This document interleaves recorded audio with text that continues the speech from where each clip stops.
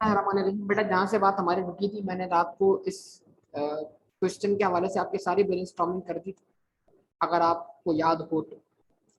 कुछ बातें मैं फिर बोलूंगा कि इस लाइन को, क्योंकि ये क्वेश्चन मैंने अपडेट नहीं किया एज पर FAR 1, असल ये क्वेश्चन FAR 2 का क्वेश्चन है, तो मैं चाहूंगा कि इन बैलेंसेस को आप OCI रिवर्शन सरप्लस, क्योंकि IS-21 आपके कोर्स का पार्ट नहीं है, और IS-21 ऑब्वियसली आपने अगले उसमें पढ़ना है, जिसके अंदर आप करेंसी के डिफरेंसेस को डील करना सीखेंगे। कुछ आपने टैक्स में सीखे, लेकिन IS-21 के इम्पैक्ट टैक्स वाले की तरह नहीं होते, उनकी कहानी थोड़ी डिफरेंट है। फिर वो IS और टैक्स लॉस के दरमियान फिर क्या आएगा, जैसे अकाउंटिंग डेप्रिसिएशन और टैक्स डिडक्शन का डिफरेंस आता है, वैसे ही एक नई चीज का डिफरेंस भी आएगा, और इसी डिफरेंसेस को डील करने के लिए आप वहां पर FAR 2 के अंदर IS-12 रेफर टैक्स पढ़ लो। ठीक है जी। तो प्रॉफिट आफ्टर टैक्स 3,710, 4,120, 2011 का 5,240, सारी वैल्यूज किसमें है, रुपीज इन मिलियन। ठीक है। कल की बात मैंने आपको फिर आपके सामने रिपीट कर दूं, ये पूरा अकाउंटिंग पॉलिसी का चेंज था, और ये चेंज रिक्वायर्ड बाय FRS नहीं था, बल्कि चेंज रिक्वायर्ड आपका अपनी एडॉप्शन की है। तो लिहाजा ये चेंज जो है वो रेट्रोस्पेक्टिवली क्या होगा, अप्लाई होगा। इस पर एग्जामिनर चाहे तो MCQs भी कवर कर सकता है। मुझे जो लगता है कि कल के पेपर के अंदर जो क्वेश्चन होंगे वो ये भी हो सकता है कि IS-8 का क्वेश्चन डायरेक्टली ना हो बल्कि इनडायरेक्टली हो, रेक्टिफिकेशन ऑफ एरर्स की शक्ल में, जो एंट्री वगैरह बनती है 55 वाली, वो टॉपिक तो है ना हमारे कोर्स, तो इससे पास करने का स्कोप बढ़ जाएगा। तो याद मुझे दिलाइएगा, एक क्वेश्चन हम करते हुए जाएंगे मतलब एग्जाम से पहले पहले भी, वो है करेक्शन ऑफ प्रॉफिट वाला क्वेश्चन, जो हम प्रैक्टिस करते हुए आ रहे हैं पहले से, ताकि वो दिमाग में बैठ जाए।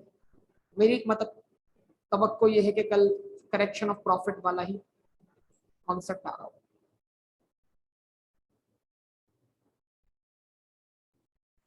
टोटल कॉम्प्रिहेंसिव इनकम, जो कि इसमें प्रॉफिट लॉस अकाउंट और OCI दोनों शामिल है। मैं फिर रिपीट करता हूँ, इसको आपने क्या पढ़ना है, यानी इसका मतलब इस साल इतने से सरप्लस क्रिएट हुआ है, इस साल इतने से, ये सारे इस साल की क्या है, एडजस्टमेंट है।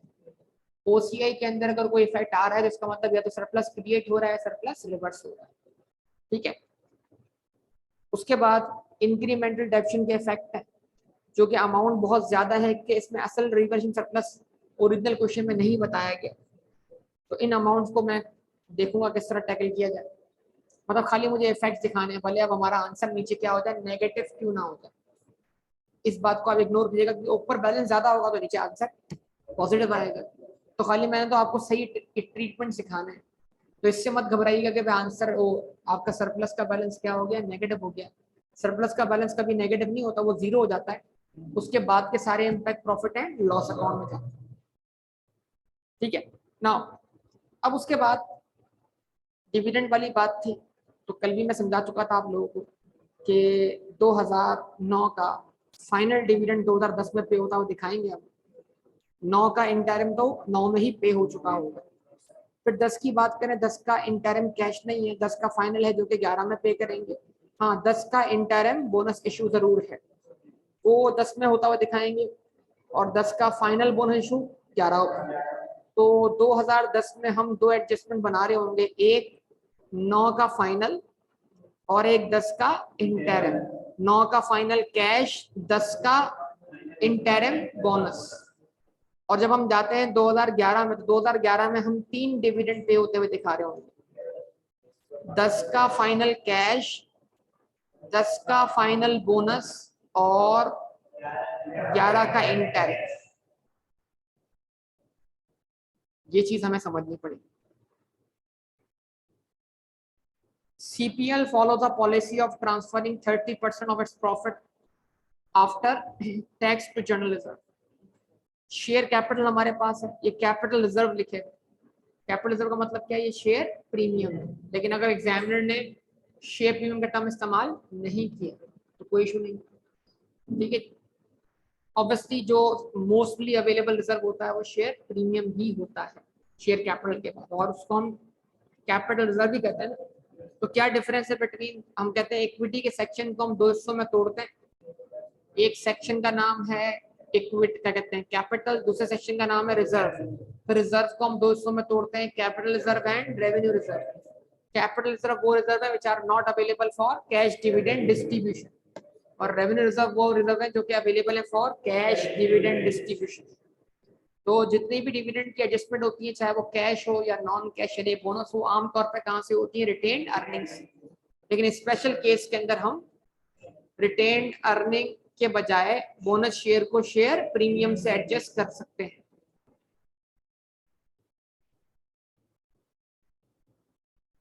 अब ये 2009 के सारे बैलेंसेस दिए गए हैं आपको, जो कि 10 के क्या बन जाएंगे, ओपनिंग बैलेंसेस। तो यहीं से स्टार्ट लेते हैं और इसकी एसओएफटी भी बनाने की कोशिश कर लेते हैं जहां तक बन जाए, मतलब सारे इफेक्ट्स इस पे आ जाए।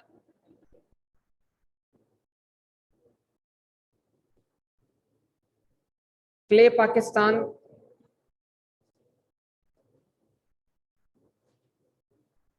Limited statement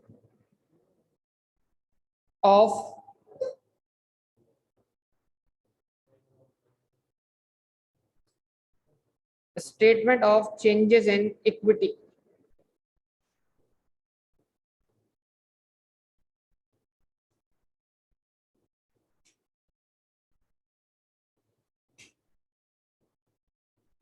for the year ended 30th June 2011.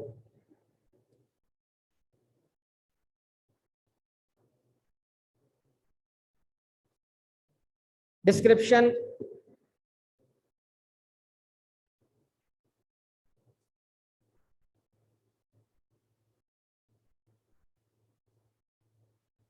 share capital,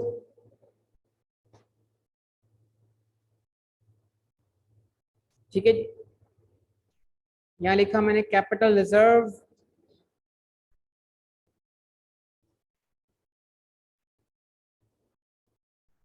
और मैंने अज्यूम किया उस रिजर्व को शेयर प्रीमियम।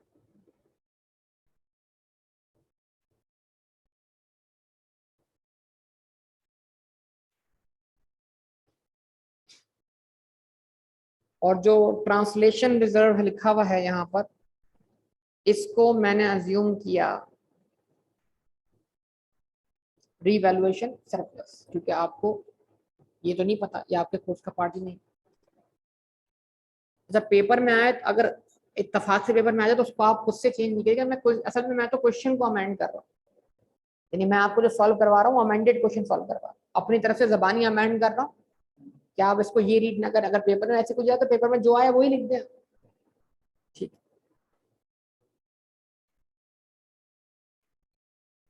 रीवैल्यूएशन सरप्लस, उसके बाद आपके पास क्या आता है बेटा, जर्नल रिजर्व और रिटेन अर्निंग्स।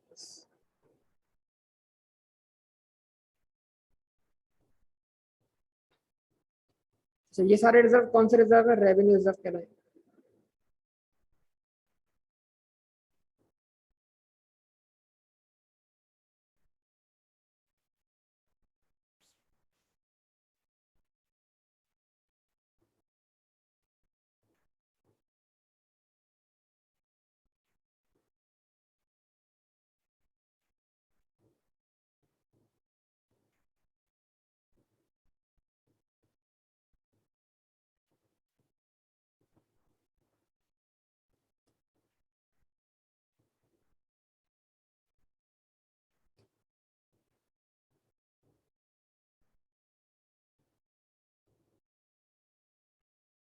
टोटल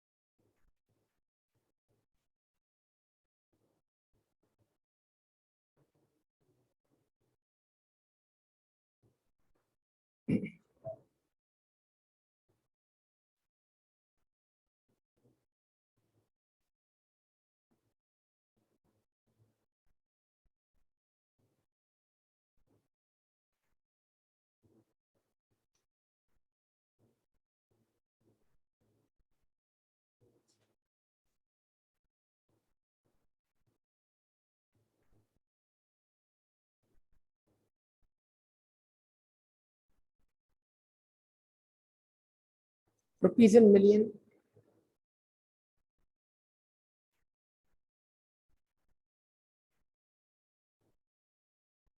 यहाँ लिखेंगे आप balance as on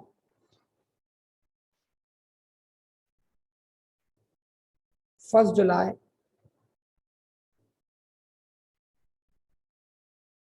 2009।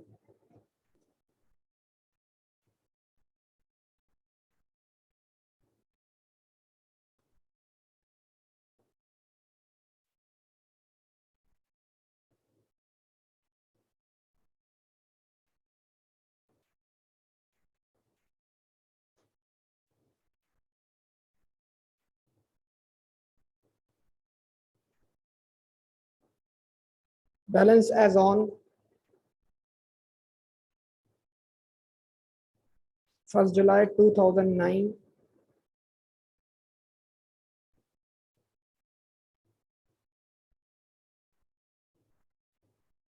previously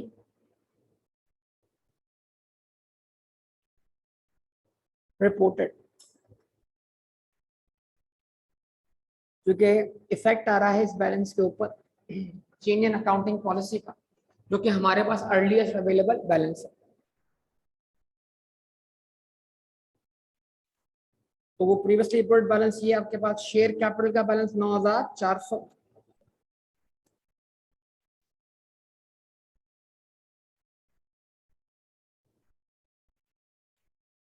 share premium का बैलेंस आपके पास 3210,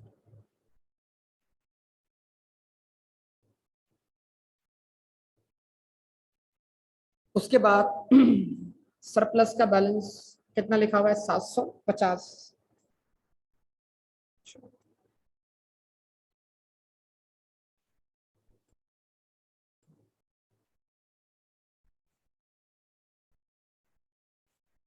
कितना लिखा हुआ है 3210,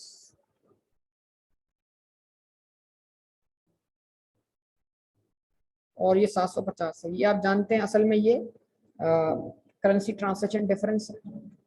तो इसको मैंने सरप्लस यूज किया था कि मैं आपको ओसीए इम्पैक्ट यहाँ ले जाना सिखा दूं, क्योंकि ओरिजिनली जिस जमाने का क्वेश्चन है फॉर कंपनी एक्ट भी अमेंड नहीं हुआ था, कंपनी ऑर्डिनेंस के हिसाब से ये सरप्लस का कॉलम यहाँ मेंटेन करना अलाउ नहीं था। तो ये जो क्वेश्चन है ओरिजिनली वो कंपनी ऑर्डिनेंस 1984 के हिसाब से आके अपने दिया हुआ है, इसलिए सरप्लस का कॉलम इक्विटी में दिखाई नहीं दे रहा, कहाँ पर स्टेटमेंट ऑफ चेंज इक्विटी के अंदर। इसलिए उसने सिर्फ इंक्रीमेंटल डेप्शन का इम्पैक्ट पूछा था, सरप्लस का कॉलम बताया नहीं कि ओरिजिनल सरप्लस कितना है। ठीक है, क्योंकि अब जो अपडेट हुई है उसके हिसाब से आईएफआरएस ही एग्जैक्ट फॉलो करना है। ये वाली रिक्वायरमेंट कंपनी लॉ से खत्म हो गई है, कौन सी, कि यहाँ आप सरप्लस का कॉलम मेंटेन नहीं कर सकते। अब ये चीज अलाउ है कि आप यहाँ पे सरप्लस का कॉलम मेंटेन करेंगे। माजी में रीवर्शन सरप्लस जो था वो स्टेटमेंट ऑफ फाइनेंशियल पोजीशन में इक्विटी से हटकर इक्विटी और लायबिलिटी के बीच में एक आइटम अलग से दिखाया जाता, यानी अब अपनी इक्विटी सारी प्लस कर लेंगे, लायबिलिटी से पहले उसको अलग एक लाइन के तौर पर दिखाएंगे। मतलब वो कंपनी ऑर्डिनेंस समझना उसको इस तरह ट्रीट कर रहा है, ना उसको इक्विटी मान रहा है ना लायबिलिटी मान रहा है। ठीक है, लेकिन अब जो अपडेट हुआ कंपनी एक्ट 2017 वाला, उसके बाद से ये वाला कॉलम यहाँ पर मेंटेन किया जाएगा और आपके एग्जाम में भी ऐसा होगा। ठीक है, तो मैं इसको अपडेटेड क्वेश्चन की शक्ल में सॉल्व कर रहा हूँ, इस चीज को ध्यान में रखिएगा। अच्छा, जर्नल रिजर्व का बैलेंस हमारे पास कितना है 8905,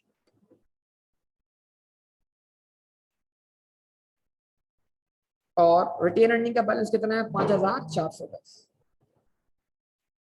टोटल वाला कॉलम आप खुद में मतलब कर लेंगे, अभी तो मैं टाइम जाया नहीं कर रहा इसके ऊपर। 5410, 5410। ठीक है, effect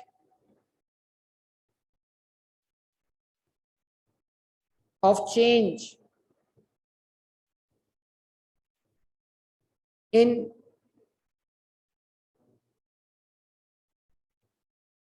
accounting policy.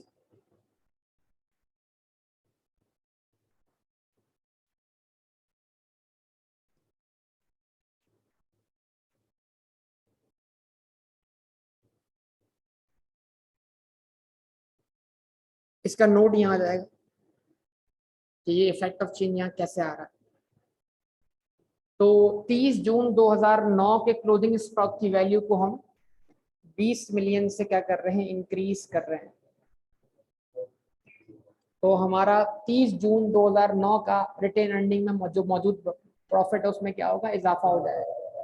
Closing stock का बढ़ना, नेट प्रॉफिट का बढ़ना। लेकिन ये इफेक्ट अगर हम टैक्स से नेट ऑफ कर दें तो 20 के ऊपर अगर 30% टैक्स अज्यूम किया जाए तो जो बैलेंस बचेगा वो 70% के बराबर। तो ये इफेक्ट हमने इसके ऊपर लिया और 14 से हमने क्या कर दिया, अपने रिटेन अर्निंग के बैलेंस को बढ़ा दिया।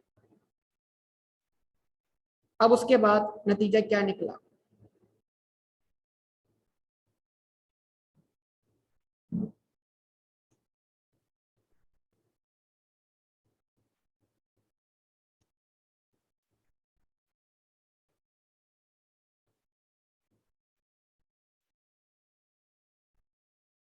बैलेंस एज ऑन 1 जुलाई 2009, क्या बोलेंगे इसको बेटा, रीस्टेटेड। और इसके ही मार्क्स होंगे। ये अगर आप भूले तो आप गलती करेंगे।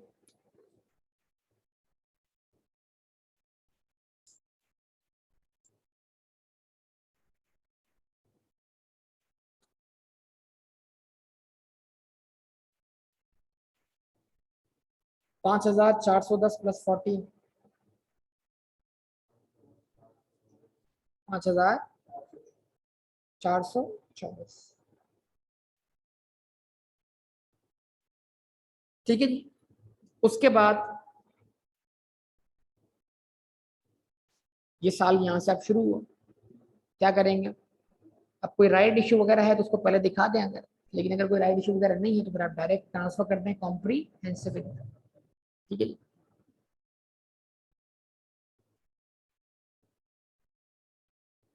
कॉम्प्रीहेंसिव इनकम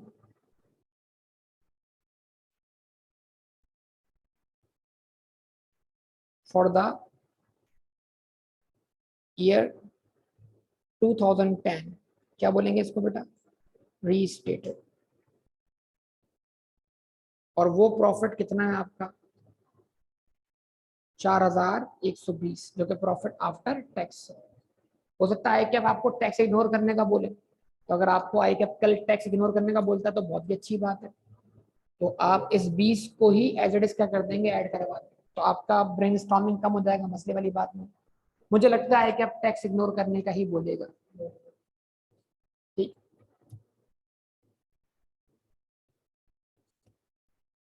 ठीक है जी। Comprehensive income for the year 2010 restated. अच्छा जी, अब तो इस साल की जो इनकम है वो कितनी है, 4,120। तो हमने कहा अगर हम 30 जून 2009 वाले क्लोजिंग स्टॉक की वैल्यू को 20 से ज्यादा अज्यूम कर रहे हैं बढ़ाकर, तो वही अगले साल की 2010 का ओपनिंग स्टॉक बनना चाहिए। और ओपनिंग स्टॉक बनने की वजह से वो इस साल के कॉस्ट ऑफ गुड्स सोल्ड की कैलकुलेशन पे उसका इफेक्ट पड़ना चाहिए। तो अगर इस साल की कॉस्ट ऑफ गुड्स सोल्ड में ओपनिंग स्टॉक 20 से ज्यादा ऐड होता तो इस साल की कॉस्ट ऑफ गुड्स सोल्ड 20 से ज्यादा होती और प्रॉफिट 20 से कम होता। तो पिछले साल की क्लोजिंग स्टॉक का 20 से बढ़ना 2010 के ओपनिंग स्टॉक को 20 से बढ़ा रहा है, जिससे 2010 का प्रॉफिट क्या हो रहा है, कम हो रहा है। फिर 2010 का अपना क्लोजिंग स्टॉक 30 से क्या हो गया, डिक्रीज हो गया। तो यानी cost of goods sold calculate करते हुए अगर क्लोजिंग स्टॉक 30 से कम लेस हो तो ज्यादा उस 30 के बराबर इम्पैक्ट कहाँ रह जाएगा, कॉस्ट ऑफ गुड्स सोल्ड। हो सकता है एग्जामिनर इस चीज को कल के पेपर के अंदर ऐसे कॉपी ना करें, बल्कि वो एनआरबी लॉस के नाम से आपको एडजस्टमेंट, एग्जामिनर बोले शायद कि दो हो सकता है एरर एरर का इफेक्ट है, मतलब यानी कि एरर भी रेट्रोस्पेक्टिव होगा। तो अगर वो कहे कि भाई 2009 के अंदर इन्वेंट्री जो थी वो आपने 20 मिलियन से ज्यादा वैल्यू कर दी कॉस्ट पर, हालांकि वो एनआरबी पे वैल्यू होनी चाहिए, तो इन्वेंट्री की वैल्यू 20 मिलियन से क्या होनी चाहिए, कम होनी चाहिए। तो एनआरबी लॉस क्या करता है, अब जानते हैं, कॉस्ट ऑफ गुड्स सोल्ड को बढ़ाता है। तो हो सकता है एग्जामिनर कल एनआरबी का नाम लेकर यही चीज क्या कर ले, टेस्ट कर। ठीक है जी, अंदाज बदलेगा, चीज इफेक्ट आपको आना चाहिए, पूछने का अंदाज क्या हो सकता है। चलें जी, उसके बाद तो अब जो टोटल इफेक्ट है, बहुत सारे बच्चे कल कह रहे थे कि इसको नेट कर दें 20 और 30 यानी 10 का इफेक्ट ले लें। तो भाई वो जब होता जब ये जो क्लोजिंग स्टॉक था ना ये इंक्रीज होता, तो ओपनिंग स्टॉक इंक्रीज होने का इफेक्ट प्रॉफिट 20 से कम हुआ, क्लोजिंग स्टॉक इंक्रीज होने का इफेक्ट प्रॉफिट 30 से बढ़ गया, फिर नेट इफेक्ट 10 का आता था। लेकिन गौर से देखें कि अगर ये क्लोजिंग स्टॉक जो लास्ट ईयर का है वो इस साल का ओपनिंग स्टॉक है वो इंक्रीज हो रहा है और क्लोजिंग स्टॉक क्या हो रहा है, डिक्रीज हो रहा है, तो आपका प्रॉफिट टोटल 50 से डिक्रीज हो रहा है। तो आप यहाँ लिखें 4120। यकीन मानिए पूरे क्वेश्चन में सिर्फ ये चीज है और बाकी आपको जैसे फॉर्मेट है ना स्टेटमेंट ऑफ वो बनाना है। इस एडजस्ट की सवाल FR2 में जब आया था ये पहले पेज पे आया था बच्चों को डराने के लिए, लेकिन जरा इसके मार्क्स देखिए कितने मार्क्स का है।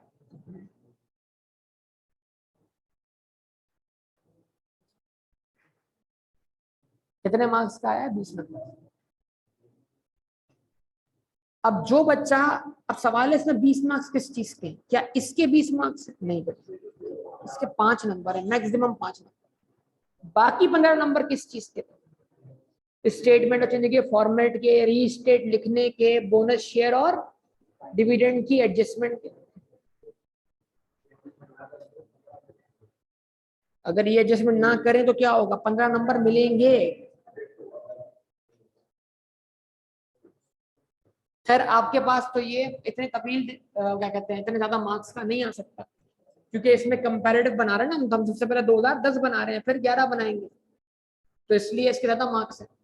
आपको अगर एक 2011 ही बनाना हो तो आपके मार्क्स में क्या देंगे, कम हो जाएंगे, तो ये आपका 10 से 12 नंबर का सवाल बन जाएगा। लॉन्ग एरिया में तो नहीं आता वैसे, शॉर्ट एरिया में, लॉन्ग एरिया में ये IS8 मुकम्मल बन के आ सकता है, मींस इसमें SOFT भी दिखानी हो, CI का एक्सट्रैक्ट भी दिखाना हो, फिर लॉन्ग एरिया कवर हो जाए।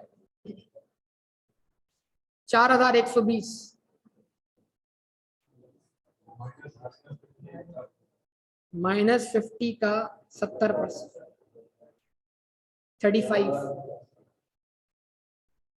हाँ जी, 4085 आपने कहाँ ऐड किए, ये प्रॉफिट है रिटेन अर्निंग में, लेकिन OCI कंपोनेंट भी तो है ना इसका 120, वो 120 आपने सरप्लस मानते हुए कहाँ ऐड कर दिए, रिवैल्यूएशन सरप्लस। ठीक है जी,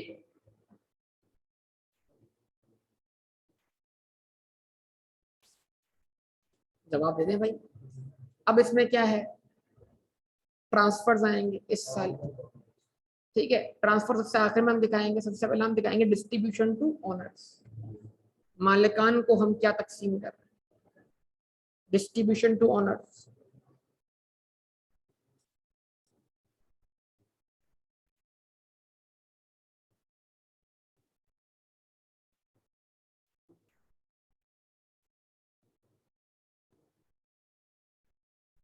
हाँ, डिस्ट्रीब्यूशन टू ऑनर में सबसे पहले क्या आएगा, 2009 का फाइनल डिविडेंड आएगा, तो आप बोलेंगे 25%, 25% final cash dividend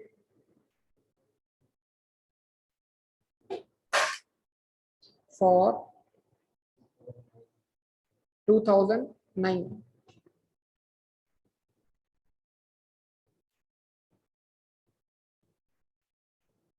dividend is always calculated as a percentage of, तो 9400 का 25%। बोले भाई, और ये कैश डिविडेंड है, 2009 का फाइनल है, तो ये 2009 का फाइनल डिविडेंड 2010 में डिक्लेयर हुआ होगा, 2010 में पे हो चुका होगा। इसकी एंट्री क्या है, retained earning debit, dividend payable credit, फिर डिविडेंड पेएबल डेबिट कैशिया। लेकिन स्टेटमेंट ऑफ चेंज इक्विटी का दूसरी वाली एंट्री से कोई ताल्लुक नहीं है, कि चाहे आप कैश या बैंक क्रेडिट करें या डिविडेंड पे, यहाँ तो रिटेन अर्निंग आपको डेबिट होती हुई दिखानी है। सही है कि नहीं है? हाँ, कैश फ्लो बनाते वक्त इस चीज का बहुत ख्याल रखने की जरूरत है। तो कितना अमाउंट आया जरा बताइएगा? 2350।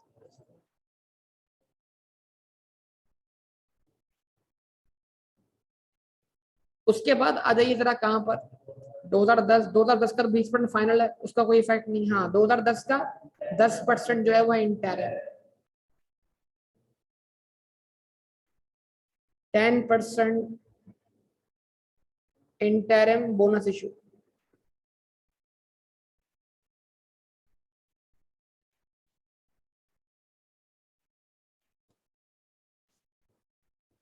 फॉर 2010 9400 का 10%, 940। वो एंट्री बनी रिटेन्ड अर्निंग डेबिट 940 से शेयर कैपिटल क्रेडिट 940।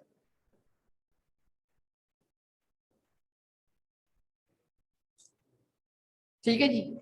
उसके बाद ट्रांसफर,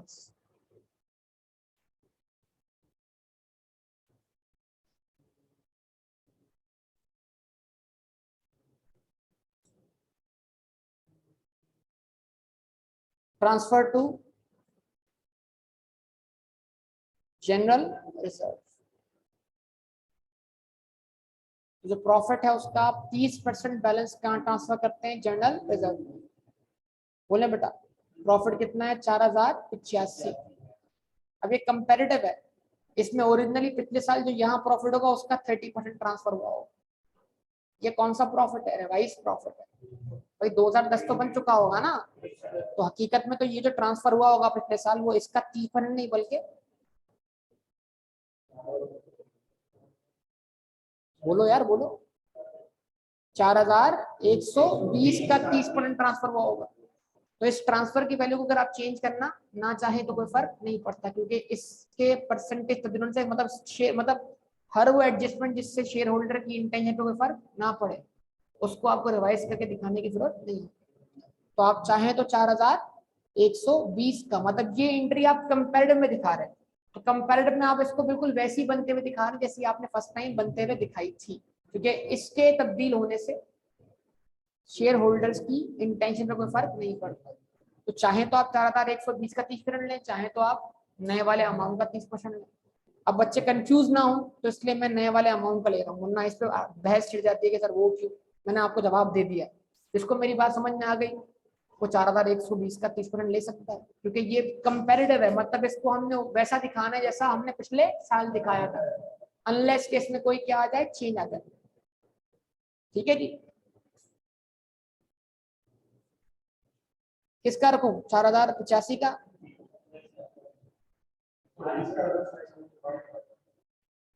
चलो यार 4085 का रख रहा हूँ, 30%।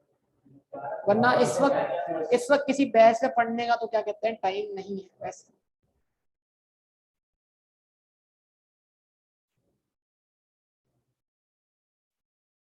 अच्छा जी, उसके बाद 4085 का 30% कितना बनता है बताओ? 1200। और उसका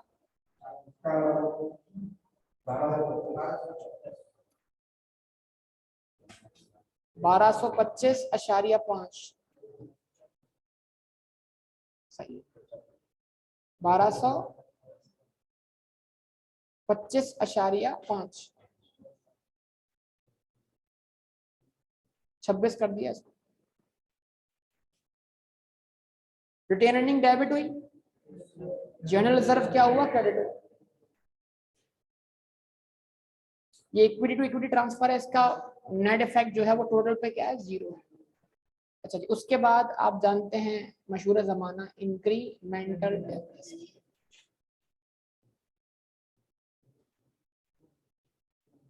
ये भी डेफर्ड टैक्स का इम्पैक्ट लेने के बाद नेट ऑफ करके एंट्री बनती है, नेट ऑफ टैक्स बनती है, लेकिन ये भी आपके स्कोप से बाहर है, तो इसलिए मैं इसके ऊपर भी टैक्स के इम्पैक्ट को इग्नोर कर रहा हूँ। ठीक है।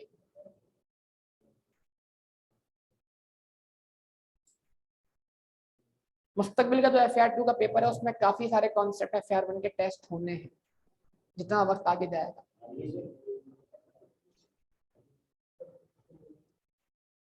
ठीक है जी। अच्छा, अब उसके बाद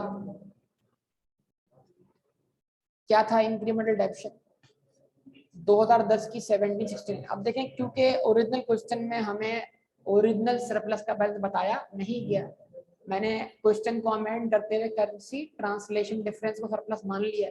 जब मैं इतना बड़ा इम्पैक्ट दूंगा तो मेरा नीचे आने वाला आंसर जो है वो नेगेटिव होगा। उस नेगेटिव को फिर क्या कीजिएगा, आप इग्नोर कीजिएगा। मैं खाली आपको एडजस्टमेंट के इफेक्ट सिखा रहा हूँ। तो एंट्री बनी क्या, रीवैल्यूएशन सरप्लस डेबिट कितने से 1769 1769।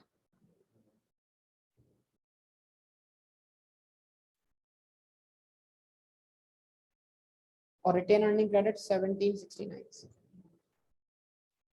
ठीक है जी, ये सारे इम्पैक्ट आ गए और आपका ये साल क्या हो गया, मुकम्मल हो गया।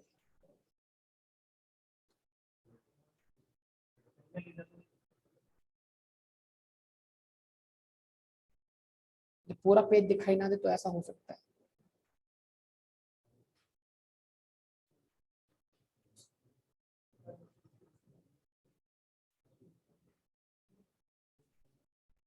क्या टेंशन हो गई बेटा, समझ नहीं आ रहा?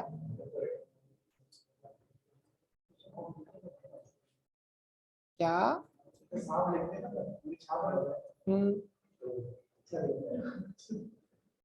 Balance as on 30 June 2010 restated.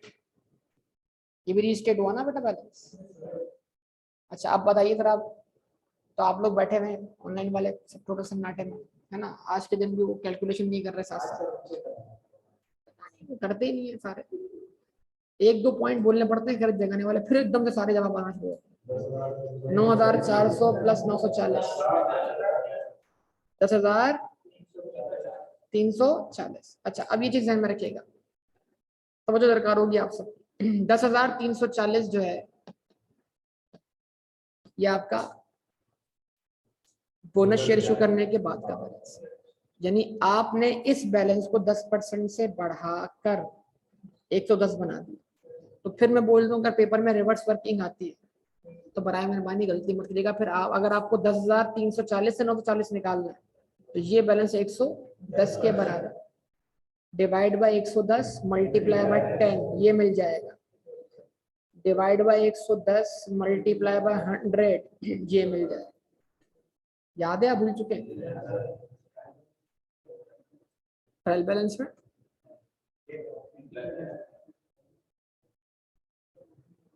Trial balance में आमतौर पर ओपनिंग बैलेंस क्या होता है?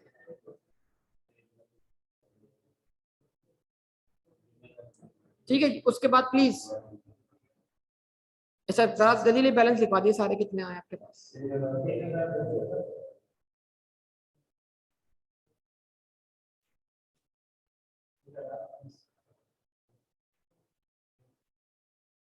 कल पेपर है और आप न्यू टॉपिक करवा रहे हैं, ये काम आप पहले कर लेते तो आज फेल होने के चांसेस कम होते।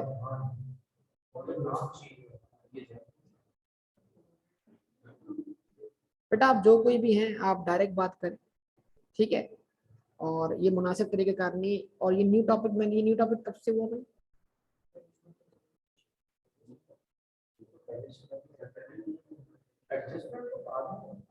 ये न्यू टॉपिक पढ़ा रहा हूँ बेटा।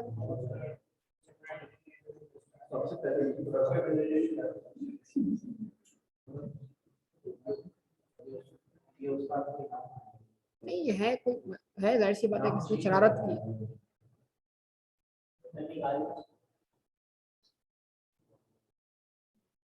बच्चा न्यू होगा, कोई न्यू बच्चा थोड़ी हो सकता है बेटा।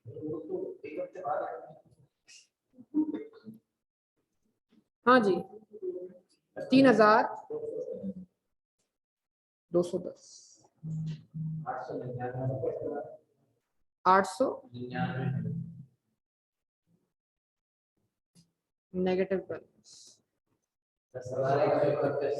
10,131। 6,762।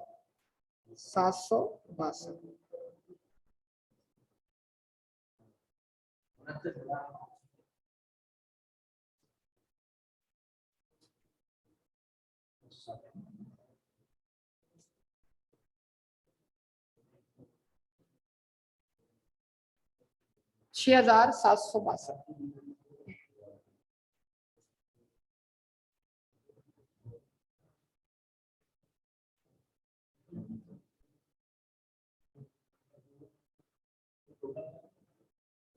टोटल की जरूरत ही नहीं अभी हमें, टोटल पे काम चाहे तो आप करना चाहे कर सकते हैं।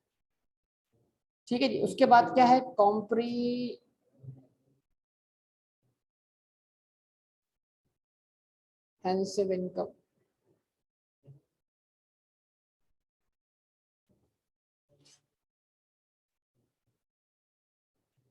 फॉर द ईयर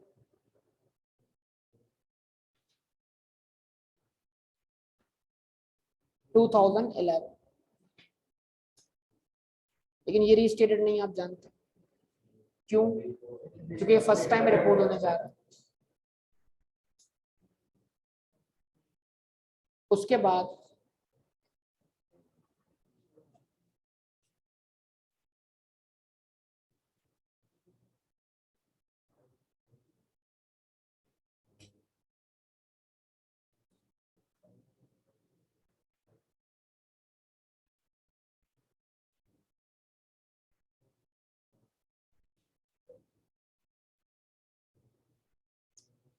$5,240 का प्रॉफिट है बेटा, और 30 से आपका अगर लास्ट ईयर का क्लोजिंग स्टॉक डिक्रीज हुआ है तो इस साल का ओपनिंग स्टॉक 30 से डिक्रीज होगा, जिससे प्रॉफिट 30 से इंक्रीज होगा। और इस साल का आपका प्रॉफिट अगर 20 से बड़ा है तो आपका प्रॉफिट भी क्या हो जाएगा, 20 से बढ़ जाएगा। टोटल इम्पैक्ट कितना होगा, 50 का। ठीक है जी, तो टोटल ये प्रॉफिट कितना दिया हुआ आपका, 5,240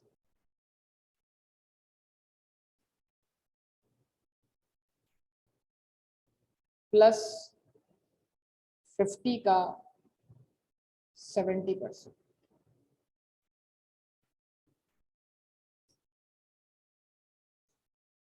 5,275।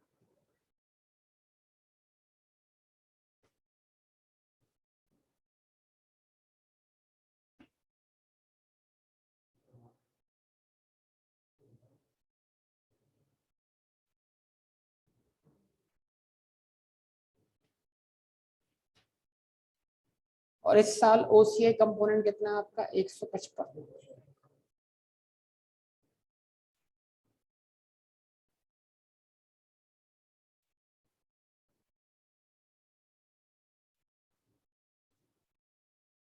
उसके बाद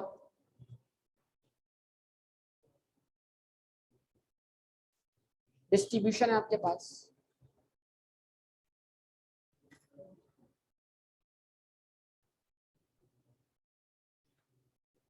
डिस्ट्रीब्यूशन। तो सबसे पहले क्या होगा बेटा, 2010 का फाइनल कैश, फिर 10 का final interim, sorry bonus.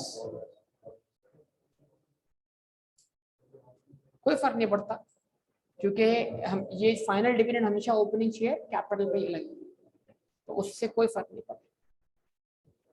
Final dividend का परसेंटेज हमेशा ओपनिंग शेयर कैपिटल पे लगता है। ठीक है जी, तो डिस्ट्रीब्यूशन टू ओनर्स,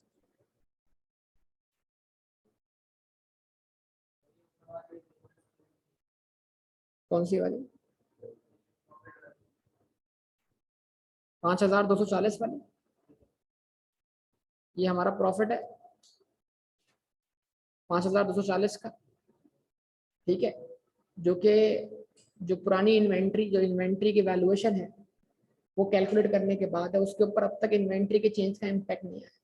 तो इस प्रॉफिट को कैलकुलेट करने के लिए जो cost of goods sold calculate की गई है, उसका जो ओपनिंग स्टॉक है वो 30 से अगर क्या कर दिया है, कम कर दिया है, तो ये वाला प्रॉफिट 30 से बढ़ जाएगा, क्योंकि वो 30 का लास्ट ईयर का क्लोजिंग स्टॉक था, इस साल का ओपनिंग स्टॉक। और इसकी cost of goods sold calculate करते वक्त अगर क्लोजिंग स्टॉक की वैल्यू 20 से बढ़ा दी जाए तो कॉस्ट ऑफ गुड्स सोल्ड 20 से कम हो जाएगी, प्रॉफिट 20 से बढ़ जाएगा। तो इस साल का ये वाला प्रॉफिट टोटल 50 से बढ़ेगा। अगर उस 50 को टैक्स किया जाए तो वो नेट इम्पैक्ट 35 का आएगा।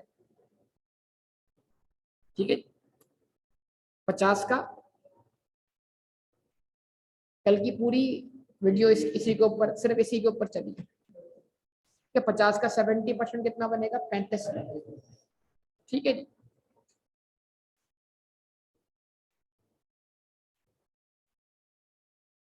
Distribution to honours,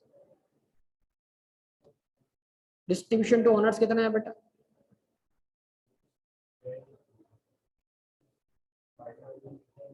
20%।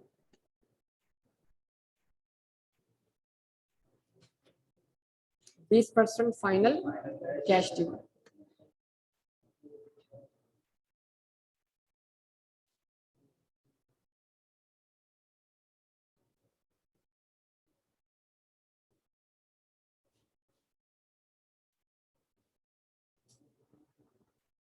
ठीक है, उसके बाद 10%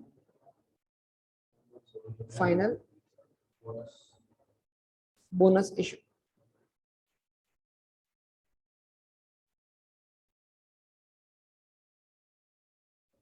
ठीक है जी, बताइए जरा सब लोग।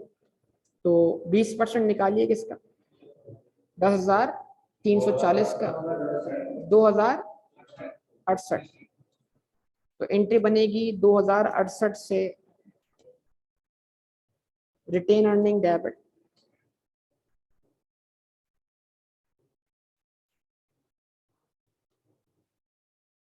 ठीक है जी, 2068 से रिटेन अर्निंग डेबिट और डिविडेंड पेएबल क्रेडिट, फिर डिविडेंड पेएबल डेबिट हो गया कैश या बैंक क्रेडिट।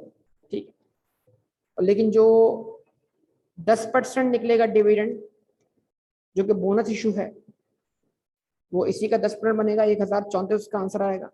उस 1034 का क्या इम्पैक्ट है, 1034 से आपकी रिटेन अर्निंग क्या होगी, डेबिट होगी, और शेयर कैपिटल 1034 से क्या होगा, क्रेडिट हो जाएगा।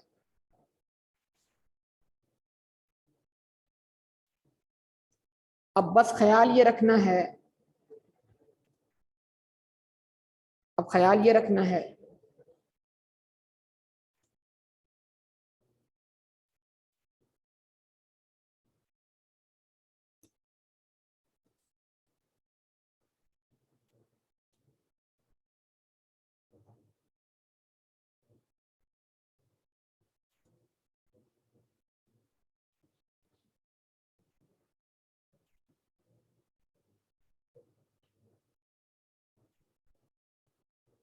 फिर अब तो जो दरकार होगी जरा देखिएगा इसमें अब प्रॉब्लम कि आपने 2010 का क्या देना है, इंटरम डिविडेंड देना है, सॉरी 11 का इंटरम डिविडेंड देना है, कितना, 20%। तो अब 11 का इंटरम जो होगा उसके ऊपर 1034 का इफेक्ट भी आएगा। ठीक है जी, तो अब आप बोलेंगे 20% इंटरम कैश डिविडेंड। देखिए सोचने वाली बात है, ध्यान में रखिएगा, इंटरम डिविडेंड पर हमेशा फाइनल बोनस का इफेक्ट तो आएगा, राइट इशू पर भी हमेशा फाइनल बोनस का तो आएगा, लेकिन ये सोचना है कि इंटरम कैश डिविडेंड पर या राइट इशू के ऊपर इंटरम बोनस का इफेक्ट आएगा या नहीं आएगा। तो देखना है कौन सा काम पहले होगा, ये हमेशा एक इंपॉर्टेंट बात है। फाइनल का तो इफेक्ट हमेशा आना ही आना, क्योंकि वो तो ओपनिंग बैलेंस के ऊपर लगा है, तो साल के स्टार्ट पे हुआ है। ठीक है ना, तो इंटरम के ऊपर फाइनल बोनस इशू का इफेक्ट हमेशा आएगा। ठीक है, हाँ अब ये देखना है आपने कि इंटरम डिविडेंड के ऊपर राइट इशू या इंटरम बोनस इशू। अगर इंटरम बोनस इशू है तो वो तो इंटरम कैश भी हो तो दोनों एक ही टाइम पर है, तो उसमें इफेक्ट तो नहीं आएगा। लेकिन मेन चीज क्या है, राइट इशू, राइट इशू पे बोनस का इफेक्ट या बोनस पे राइट इशू का इफेक्ट, ये दोनों इफेक्ट हमें देखने की। 20% इंटरम कैश डिविडेंड।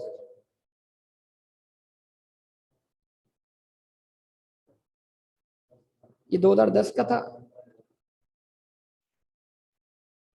और अब ये 2011। इसकी वर्किंग जरा देख लें कैसे करनी है आपने।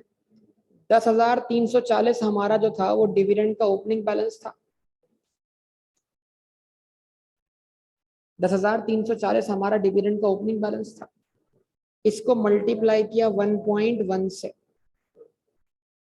मतलब 1.1 से मल्टीप्लाई क्यों किया, ताकि इसमें इसका 10% क्या होता है, ऐड हो जाए।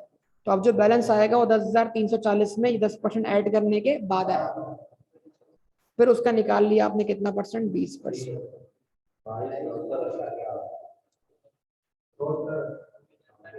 2275 हो जाएगा।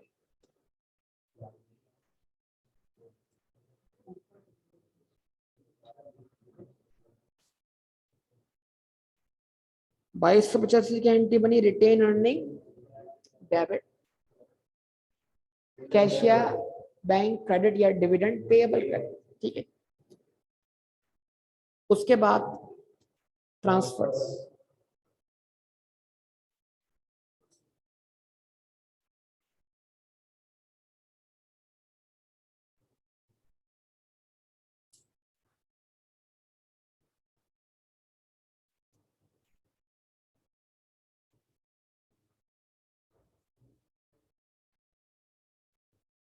ट्रांसफर्स क्या है,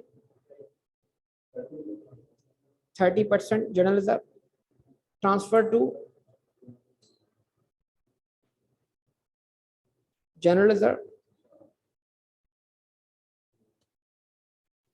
जनरल रिजर्व जो है वो प्रॉफिट कितना है आपका, 5,275, क्योंकि ये प्रॉफिट पहले कभी रिपोर्ट नहीं हुआ तो ऑब्वियसली इसी का 30% जाएगा। 1500,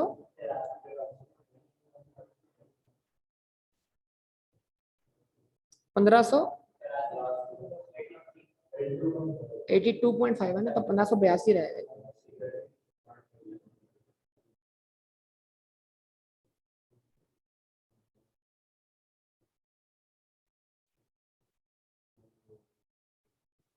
और इंक्रीमेंटल डेप्रिसिएशन,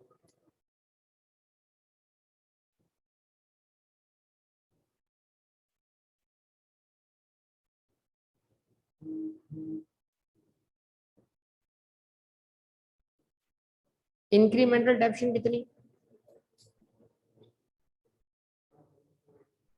1000,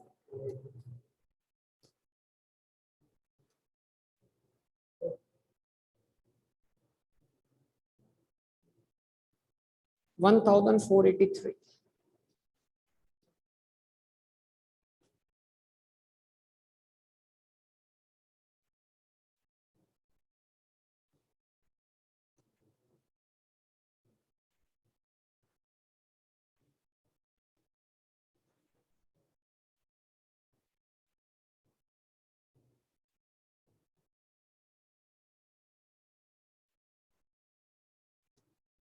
1486 से क्या करेंगे आप बेटा, रिटेन अर्निंग क्रेडिट कर देंगे और रीवैल्यूएशन सरप्लस क्या कर देंगे, डेबिट कर देंगे।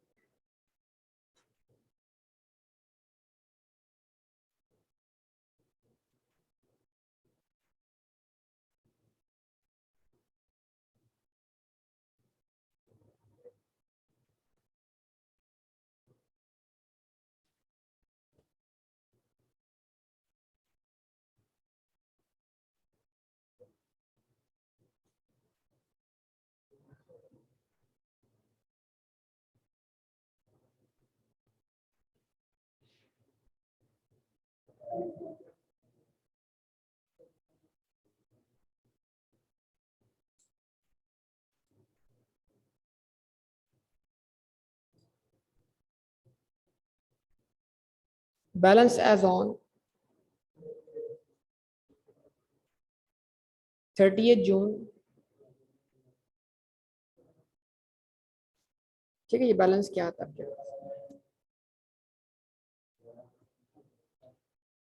11,374, 3,2200,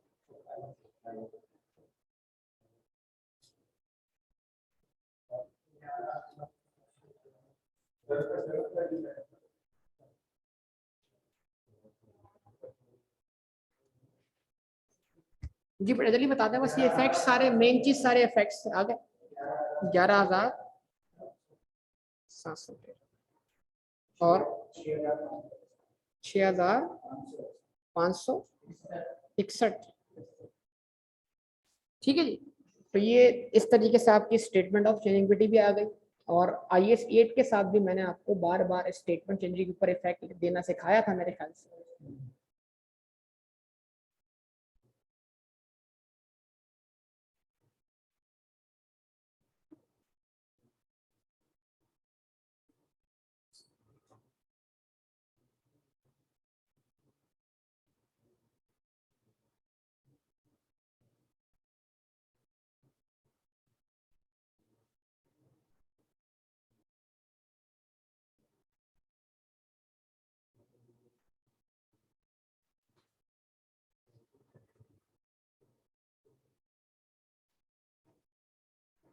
मॉड्यूल सी का पेपर बेटा।